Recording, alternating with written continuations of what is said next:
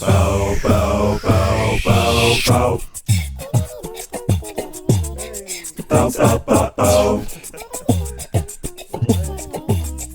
Bow, bow, bow, bow. Bow, bow, bow, bow.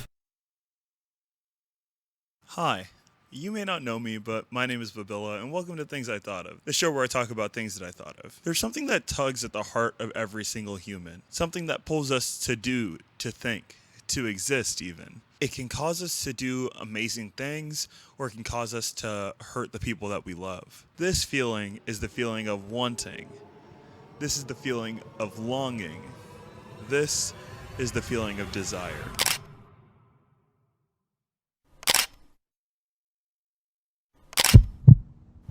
The people that hurt me to understand me. A place to myself. Loyalty. A creative outlet. Freedom. Satisfaction with my life without hesitation in my everyday. Peace. What do you want? For lunch? What is something that you want? To be understood. What does that mean for you? For me specifically, it's that I talk a lot and I feel like I am often searching for a person who can catch all of my thoughts and like make me feel like they're following what I'm saying rather than kind of like just nodding through the conversation waiting for keywords. It's really a special thing when I meet people who like we're talking and I feel like we're actually connecting ideas together and moving through the conversation rather than like each one of us giving TED Talks. Do you feel like that's a thing that's like generally absent from your life, or have you like found people that like do that for you? Or up until maybe like 2 years ago, I felt like that was kind of missing from my life. And then I started making it like a priority, and two things happened. One, I realized it was in much more abundance than I was giving myself credit for, or was giving the people around me for. You know, at this point in my life, I've gone through enough relationships to see that the people that are still here, we share something in common. And I noticed it's that ability to make each other feel understood, to like enjoy each other's thoughts, not even enjoy talking to one another, right? But enjoying each other's thought processes and like what we want to talk about or what we're thinking about. If I want to level deeper on the understanding, the level deeper than that is like safety, like a core human thing, right? But like safety really to me in this day and age is like I am allowed to be myself and I can feel like I can be myself without like societal retribution or like interpersonal retribution, because we're really talking about individuals here. Have you ever been with a person in a place where like you really felt like you could take your mask off and just kind of experience yourself while knowing that even if you were weird, even if you did do something, like that wouldn't tarnish any of the relationship, and therefore you like feel, you know, comfortable to experience. You can actually be present because you're not thinking about the immediate repercussions of like being yourself. I think that safety is something that a lot of people, but definitely I am looking for. That idea that like I don't have to pretend or I don't have to think about how I'm being perceived, because I know that I am going to be, the default is for me to be accepted. That it's mine to lose, not mine to compete for. that spoke to my soul. I'm not gonna lie. What do you want? There are a lot of different definitions of what desire means, and it has me asking questions like, does just wanting something qualify as desire? And what really drives us to desire things in the first place? I was doing a bit of research, and here's the definition that I found that I thought was the best. The holistic theory of desire via the Stanford Encyclopedia of Philosophy. There are a lot of specific interpretations of what desire means, but in the holistic theory of desire, it's all about having a specific set of desire-like features. These include, but aren't limited to desire something means to take whatever actions are to bring up that thing. For example, to desire owning a lemon is to take whatever actions are required to have a lemon. I'm going to use lemons in all of my examples. Number 2, to desire something is to experience pleasure if you have that thing, and displeasure if you don't. For example, I want a lemon, and if I get it, I'll be so happy, but if I don't, I will be big sad. 3, to desire something, you need to think that thing is good. In this case, good means you derive pleasure from it, not necessarily that that thing is actually good for you. I want a lemon because the smell of lemons brings me joy. 4, to desire something means you are predisposed to the things that would make you want it. I want a lemon because after one of the worst relationships in my life, I would cry myself to sleep every night and struggle to get out of bed every morning. It was an aching feeling, living life. My eyes would open and the colors of the world would feel so flat. I could hear her words ringing through my mind like the reverberations of a church bell that could be heard for miles. I didn't know you could cut someone so deeply with words like this. How dare you take the color of my world away from me, I thought. How dare you scar me like this? I can't hear anything else anymore. All I see is gray, and all I hear are church bells. In the room I spent my aching days in, on the slight occasion where I felt it necessary to provide myself with sustenance, I would saunter into the kitchen. The joy of cooking had been stripped away from me. Bread was no longer a vehicle for a supple tomato to touch my lips. Milk was no longer a vessel to take me on a caffeinated journey. No thing was as it was. Everything was different. All the colors faded into each other, almost as if everything was just a different kind of porridge. As I turned my head on the 17th day, I struggled as I had been for over a fortnight. The action of turning my skull brought about the feeling of every joint in my neck. All energy spent to see what I had been seeing, except that day I saw something different. Ovular in shape, sitting lonely on the counter. I had no idea how it had gotten there. And frankly, at the moment, I didn't have any reason to ask. I stood, eyes locked with this citron adversary, and in the monotony, in the porridge, amongst the church bells ringing, I saw it and it saw me. Brandishing a knife, I made my strike, and my nostrils were filled with what I can only describe as life itself. Joy, pain, suffering, hunger. All things I had seldom felt in 17 days. Though I often wallow, I desire lemons, for they remind me of what it is like to be alive. Or something like that. Huh, what's this? Seems like the next section is being blocked by something. It's a word from our sponsor. Hey, how are you? Are you enjoying the video? Cool. Then consider supporting the channel on Patreon. For as little as $1 a month, $1, come on! You get access to an exclusive Discord and bonus content for every video. For this video, you can see extended versions of the interviews with my interviewees, where you can see me awkwardly fumble through conversations with people that I really respect. All $15 patrons will also be included in a video in doodle form. Like these stinky people. Good stinky. If you enjoy my content and want to help me keep making it, links down below. Also, if you like essay type content, binge the Things I Thought of playlist, which is also down below. Like, subscribe, comment, all that stuff. Thanks!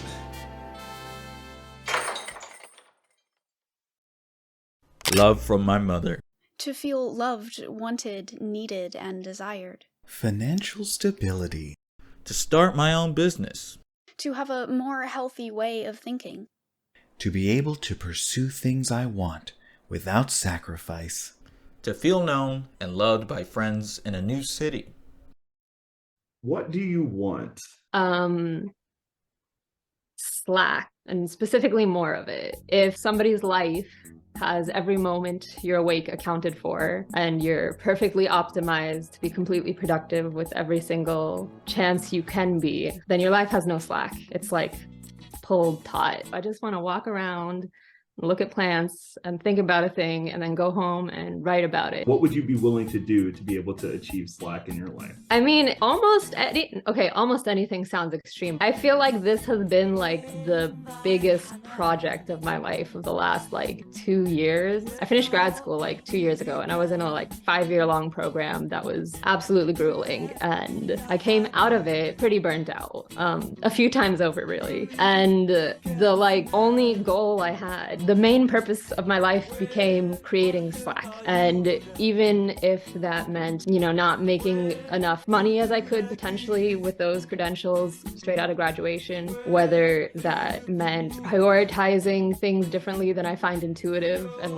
natural to do and requiring discipline to do, I guess. All effort possible aimed at organizing my life such that it has Slack in it, whether that be through my job, through my health and energy energy, through my social commitments, through what I spend the rest of my time doing. And that sounds kind of selfish, but the Slack is what everything else comes from. My YouTube channel is a product of Slack, and anything else I do in my community is a product of Slack, and all the rich interpersonal stuff that I have the mental space and like bandwidth and even time for is because of Slack. What do you want? You're reaching for something, you're grasping at something, and no matter what gets in the way, you keep fighting for that thing that drives you. How far will you go to get what you want? Will you make sacrifices? Will you manifest? Will you pray? Will you hurt people?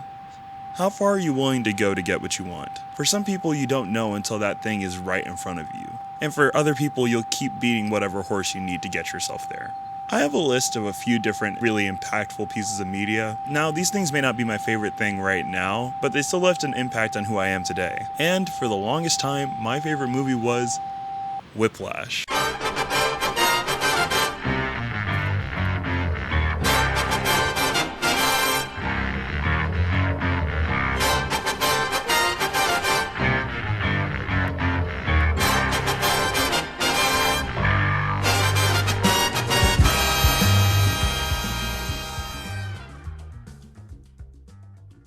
You get to follow the protagonist Andrew Neiman as he pursues his dreams of becoming the next great jazz drummer. In his pursuit of this goal, he becomes entranced in practice, especially due to the added pressure of J.K. Simmons' character, Terrence Fletcher, the director of the top ensemble at the conservatory that Neiman attends. As we follow Neiman throughout the movie, Fletcher pushes him further and further to the point that in his pursuit of accomplishing his goals, he starts doing some questionable things. It starts off small, with him putting up with constant verbal abuse from Fletcher. And man, J.K. Simmons can yell. Count again. 1, 2, 3, 1, 2, 3, 1, 2, 3, 4. Rushing or dragging? Rushing. So you do know the difference. It ranges from him practicing so hard that his hands are bleeding all over the cymbals, to him preemptively pushing away the people in his life. Well, I don't think that we should be together. And I've thought about it a lot, and this is what's gonna happen. Okay, I'm gonna keep pursuing what I'm pursuing. And because I'm doing that, it's gonna take up more and more of my time, and I'm not gonna be able to spend as much time with you. And even when I do spend time with you, I'm gonna be thinking about drumming. And I'm gonna be thinking about jazz music and my charts and all that. And because of that, you're gonna start to resent me.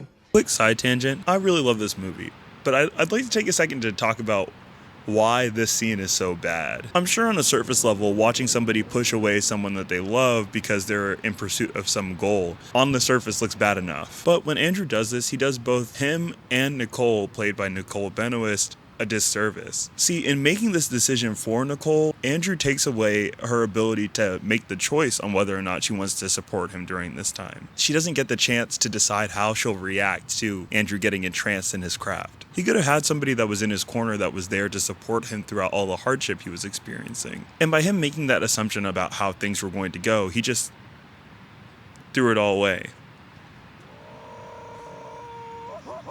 This got a little too real. It gets to the point where Neiman's on his way to a gig and he gets into a more than casual car accident. And instead of being like, hey, a car just passed me. Instead of him being like, you know what, I'm gonna let the backup have it this time, he gets up, covered in blood and glass, and still goes to the gig. Okay, look, why don't you just tell Fletcher that I'm coming, you motherfucker!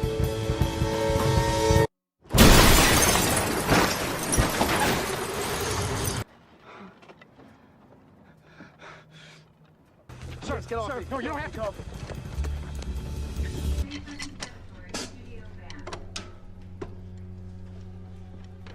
Here's another one. In Gone Girl, Desi Collins, played by Neil Patrick Harris, has an unhealthy obsession over Amy Dunn, played by Rosamund Pike. This desire that he has manifests itself in actions that I can only describe as creepy and unsettling. That's a strange question. Did you treat her bad? Did you cheat on her? That's a rude question. Let me tell you what Amy told me. She dumped you. You completely unraveled. You stalked her, you threatened her, and you attempted in her bed and were institutionalized. He obsesses over her to the point where he's following her around in multiple locations. And when she eventually comes to him for assistance, I don't really understand Gone Girl. He treats her almost like a house slave. He got his comeuppance though, it's okay.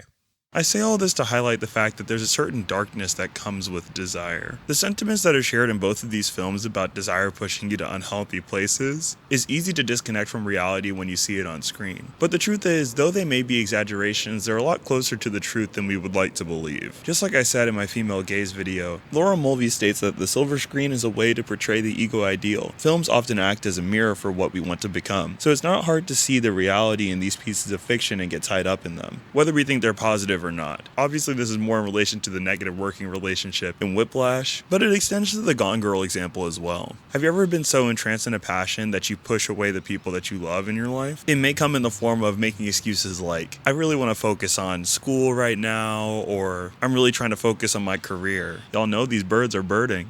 That's all fine and dandy, but think about it like this. Are you really pushing this individual away because you're not in that place right now? Or are you afraid that this person's gonna get in the way of you grabbing what you desire?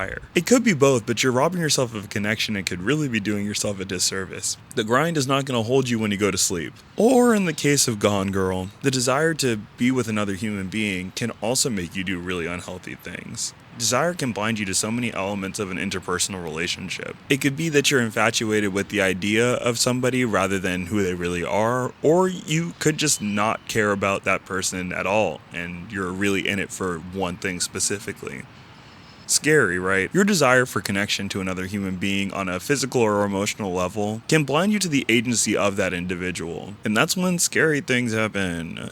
This is theory's acute dilemma, that desire expresses itself most fully where only those absorbed in its delights and torments are present, that it triumphs most completely over other human preoccupations in places sheltered from view. Thus, it is paradoxically in hiding that the secrets of desire come to light, that hegemonic impositions and their reversals, evasions, and subversions are at their most honest and active, and that the identities and disjunctures between felt passion and established culture place themselves on most vivid display. Alright, there you go, video.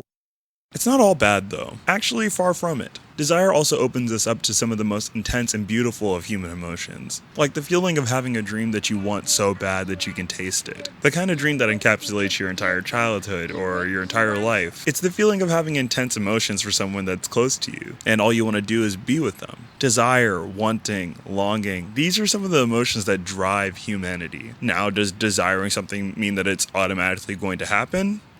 No. You can desire something for all of your life, like happiness, and it may never happen.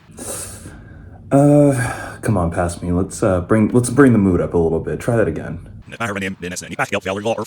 You can desire something like having a family, but it might never happen. You can do better than that. What do you want from me? I don't know. I just feel like this section went to some dark places. Can you lighten the mood a little bit? You know what? I know what you want. You can desire a lemon for the entirety of your life, but it doesn't mean that you're ever gonna get one. Everyone, boo this nigga!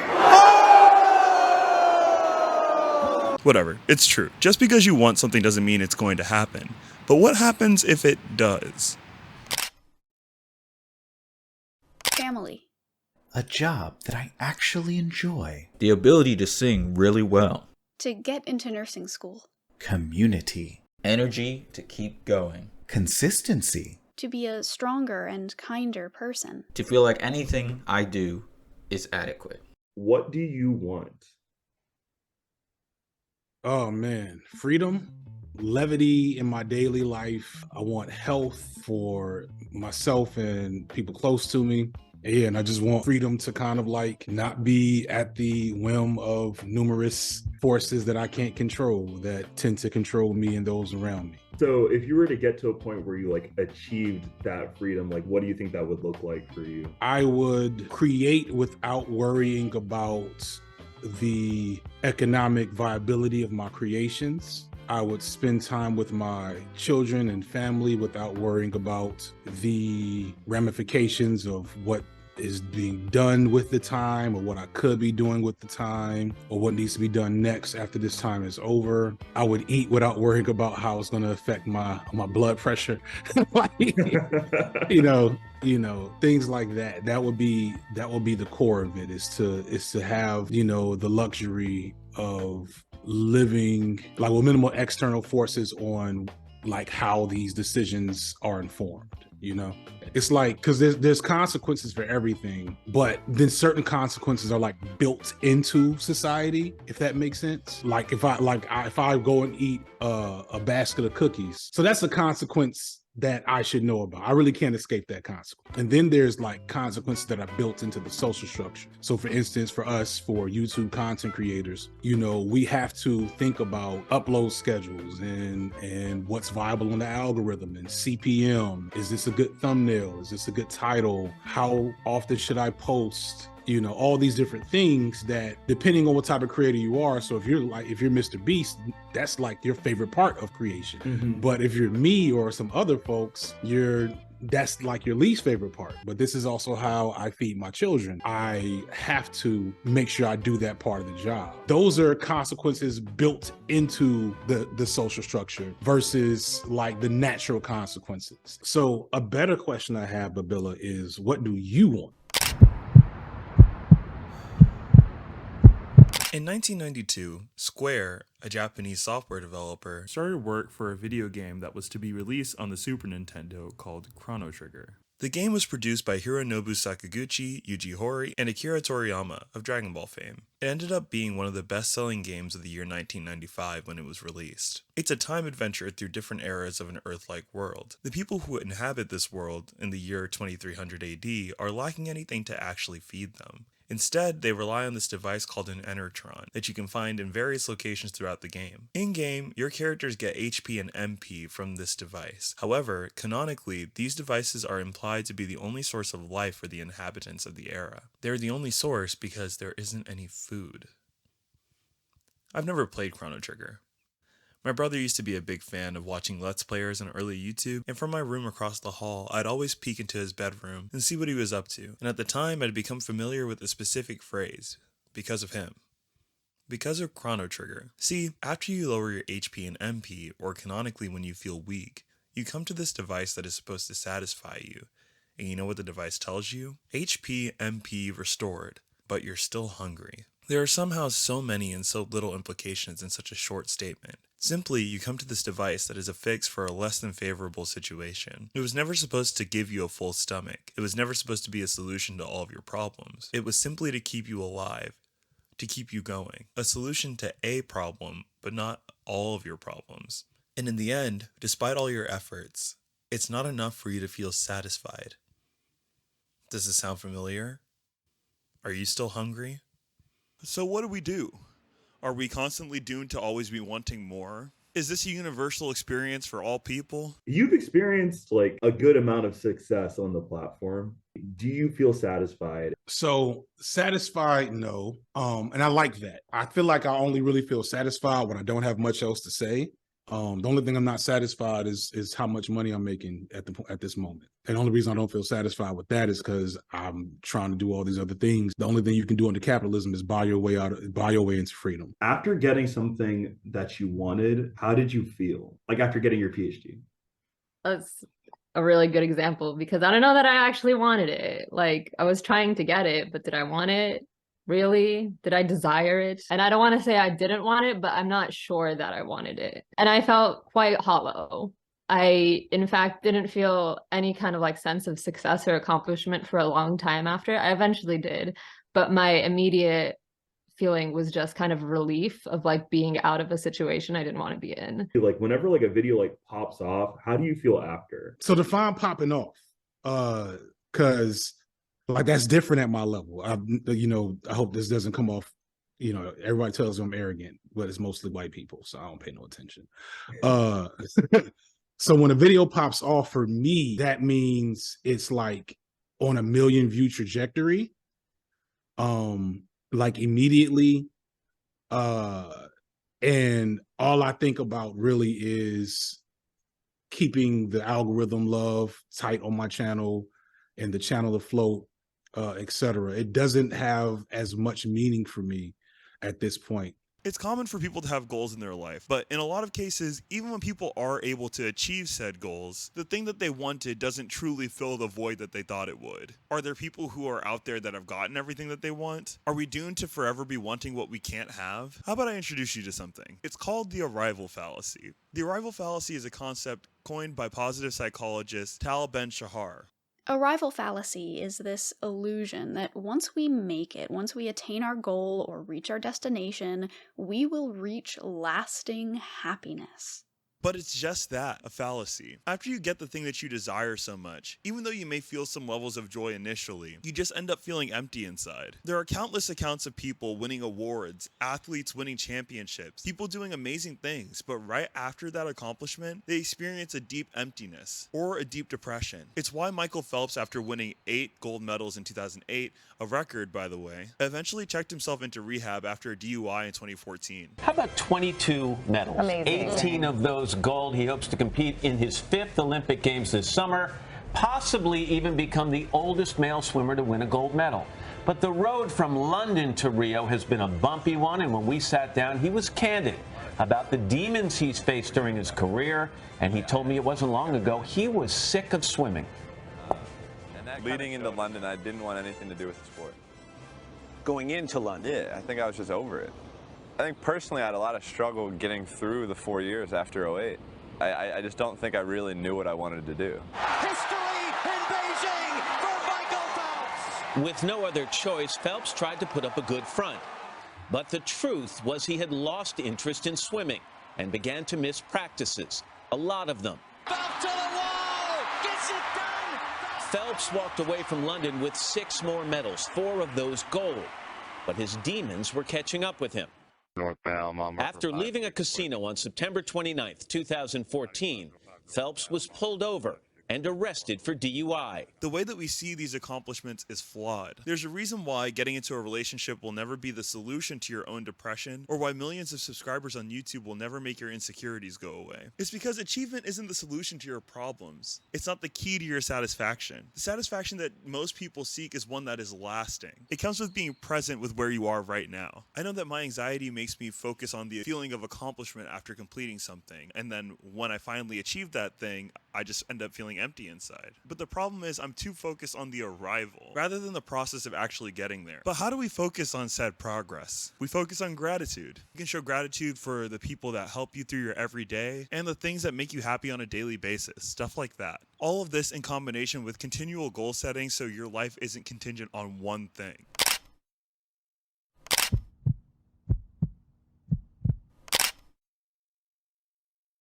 Honestly, when I was researching this, when the answer of gratitude came up, I was like, that sounds silly. But do you know what else sounds silly? Being kind to yourself. But it works. And doing these things is one of the ways to fight off this empty feeling so you can keep moving forward in your life. My people pleasers in the audience, I'm going to talk to you directly for a sec. How does it feel constantly struggling with knowing what you want? How does it feel not to be able to pin down your own wants outside the opinions of others? Until I went to college, I never felt like I ever fully wanted anything for myself. And when I did, it was almost like my consciousness wasn't connected to that thing. Imagine wanting something, like a lemon, for example. In your soul, in your subconscious, you feel so drawn to this thing without even really having to think about it too much. But if someone walked up to you and asked, hey, what do you want right now? You wouldn't actually be able to vocalize it. It's like that part of you is so far away from you that you can't even form the words to say what you want. But as I've gotten older, it's become a lot easier for me to vocalize that I want.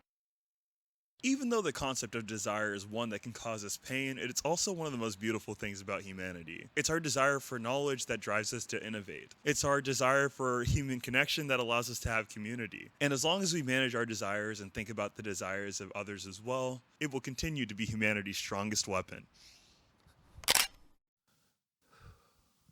All my life, all I've really ever wanted was to be heard, listened to, and seen.